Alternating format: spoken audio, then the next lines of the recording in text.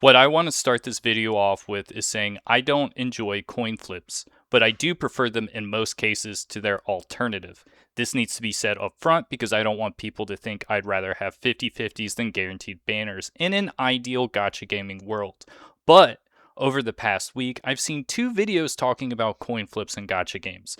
One was from Tuhu, who brought back his delusional Gacha Take series, and another was from Gacha Smack, talking about the state of gacha as a whole. In that video, Smack talked about how upcoming gacha releases should not be comparing themselves to Hoyo games like Genshin as the competitor to their gacha systems, but more so to Neverness to Everness being the new standard. These videos made me think about the past year of my gacha gaming and how so many games have talked about how free to play friendly they will be because they do not have coin flips. It's been a pretty big fad for the past 12 months, and I gotta say, after much thought, I realized I enjoy games with coin flips in their gacha systems over games with guaranteed rates. Almost always. That might sound stupid or crazy, but what I'm going to talk about in this video is examples of games I've covered or played in the past year and how their approach to monetization actually made 50/50s look more appealing than the alternative that was given.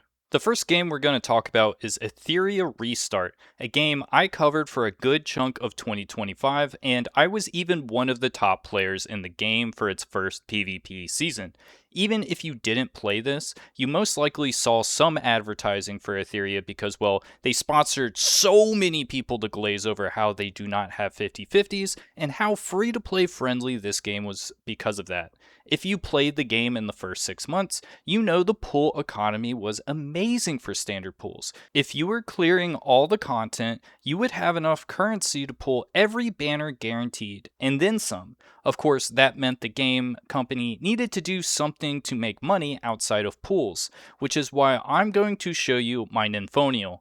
This character was really strong, and for my account, I decided to pull her maximum dupes for the 10% damage reduction. But even though I pulled her maximum dupes, I never got to build her and use her. And well, that sounds idiotic. Why would you pull someone to max dupe and never use them? Well, that is because Etheria Restart decided instead of monetizing characters, they would monetize skill upgrades. I don't know how many lattices you get playing per month anymore since I haven't played this game in a while, but when I played, a free-to-play player could realistically only get 16 lattices for the highest rarity units, and for this character, you need 11 of those. The big problem with this is, as well, everyone needed 11 to 12 lattices for every character, and the game has a giant roster to start off with, and 3 new characters come out every 6 weeks, with usually 2 of those being must builds. So there was never a time for me to build Nymphonial. In order to build Nymphonial, I'd have to spend $330 on upgrade materials. Now, they have alleviated this a little bit since her being released, with them giving lattices if you pull duplicates now, but they made their banners cost exceedingly more by introducing more expensive summons with the kinetics and back-to-back LD banners, and recently they've had a big drama about that. This isn't the video to talk about all of those problems, but in this game, there was no 50/50, but most of the time, you couldn't build the character if you pulled that character. People complained constantly about this, and I remember this was the first gacha game I ever played where I have said to myself, I would have preferred 50/50s in the character banners if I had known that this was going to be the alternative to the monetization. Now, that is the big word here. There needs to be an alternative money maker to the gacha. And honestly, if this game was just 50/50, I would still be playing it right now. Now, the next game I'm going to bring up is Persona 5 The Phantom X, because this game had a 50/50 banner on launch, then changed it to a choice between a guaranteed pull banner or using the old 50/50 banner. When I came back and played this year for a month to do the new content and try out the Persona 3 updates, and of course pull Makoto Yuki, I noticed every content creator in this game pulled the characters using the old 50/50 banners in their videos and not using the guaranteed banner. I thought this was because of what the comment from the Tuhu video was talking about with how watching a guaranteed banner pull video on YouTube is not as exciting as a 50-50 one. So I decided personally to do the guaranteed banner because, well, I don't like coin flips and these pulls were for me. I was not making a video, I just wanted to pull Makoto Yuki and all of his support characters and play the game. I then realized quickly those videos were not done as 50-50s to add excitement, but because the pull rate when not going to pity is different than if I used the 50-50 banner. Now, the reason I bring up P5X is because some games will alter their pull rate to account for a guaranteed banner versus a 50-50 banner. So you might see a game have a guaranteed banner when in actuality, based on the amount of pulls for the pets and just the rates, soft pity, etc., and all those nuanced things, well, a game with 50-50 might be more free to play friendly than the alternative.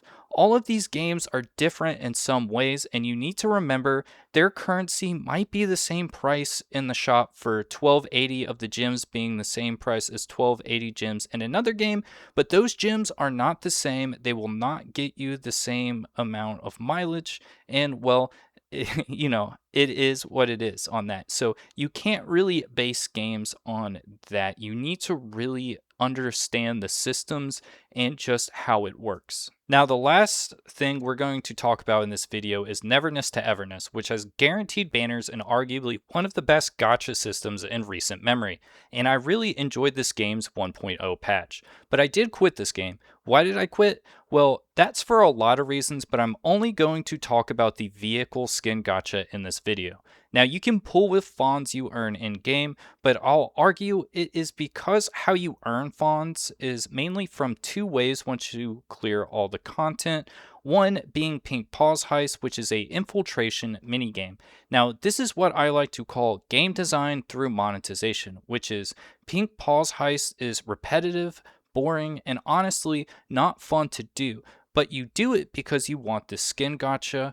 Now, eventually this mode becomes so boring and repetitive, you don't want to do it at all. And this is going to most likely happen at around 3 months into the game, which means you won't have enough fawns for the skin gacha if you skip this, which means you'll end up spending for the skin gacha if you don't do this mode. Or the alternative, which is working at a minimum wage job for 1 hour and using that money gives me more fawns than 1 hours of Pink Paws Heist, which is also not fun. So why not just use my money than do busy work in a game which is supposed to be for my leisure? Also, if you pull the skin gacha with fawns, you'll never have enough to purchase things like apartments and other upgrades because all your fawns goes towards, well, the gacha. The same can be said with the mini games being pretty boring and bland after a while for the fawns grind because one, people idle in them like that fighting one where it was me versus 3 people who alt tabbed out of the game. Now, I don't know if they've added any more mini games since I've quit, and honestly, I don't really care. But to me, this felt like content that was made to be repetitive and dull because they want me to spend money on fawns. The thing is, I don't have to interact with the fawns grind, but I'd have to spend if not. And honestly, I'd rather just play a game without a boring grind like that. If there is a bi-weekly game mode that I have to grind, then it needs to be worth my time. Now, you can say that these vehicle skin gachas are completely optional, and I would just like to note that if you did the ranked racing for your Fawns grind like I did, if you saw anyone without a Porsche, they pretty much auto lost, and every race was for Porsches. So I do think that sometimes these vehicles are definitely something you have to pick up if you want to interact with a part of the content. When people talk about gachas and what should be the standard, honestly, I think the most free-to-play friendly game and just best gacha game I've played in the past year is Where Winds Meet, aka no character gacha and cosmetics only gacha. Everyone loves cosmetics, and if a game is good enough, it can sustain itself on just that, which is why I'm really looking forward to Ananta. Let me know in the comments if you agree with my takes, or if you think I'm an idiot. See you guys next time.